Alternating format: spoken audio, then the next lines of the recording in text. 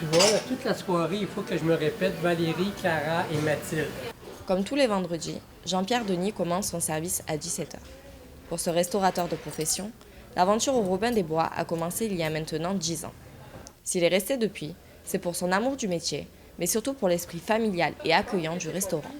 On a une belle clientèle parce que les gens savent qu'ils viennent pour une bonne mission.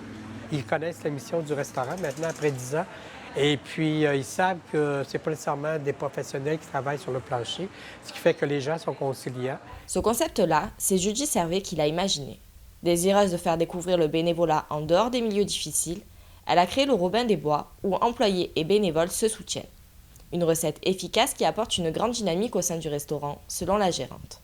Ça apporte tout au restaurant, dans le sens que ça apporte l'énergie, le vibe, l'atmosphère. Donc, les gens qui viennent, on ne sait jamais avec qui on travaille. Pour nous, les employés, bon, c'est intense travailler ici, avec le bon et le mauvais de l'intensité que ça peut apporter. La plupart des bénévoles n'ont ainsi aucune expérience dans le domaine de la restauration. Un détail qui ne freine cependant pas les clients qui viennent toujours plus nombreux au Robin des Bois.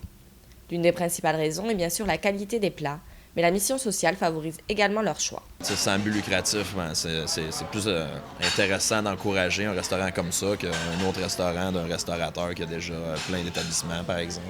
Ce concept de bénévolat a permis au restaurant de récolter 85 000 $ de profit, qui a été par la suite reversé à 4 organismes de charité. Le Chaînon, le Refuge des Jeunes, Jeunesse au Soleil et Saint-Tropol Roulant. Et si Judy Servet a déjà de nombreux projets en tête comme créer un jardin au sein du restaurant, elle n'envisage toutefois pas de se séparer de ses bénévoles, qui représentent, pour elle, la réussite du Robin des Bois. C'était Emeline Andréani pour Top Chrono.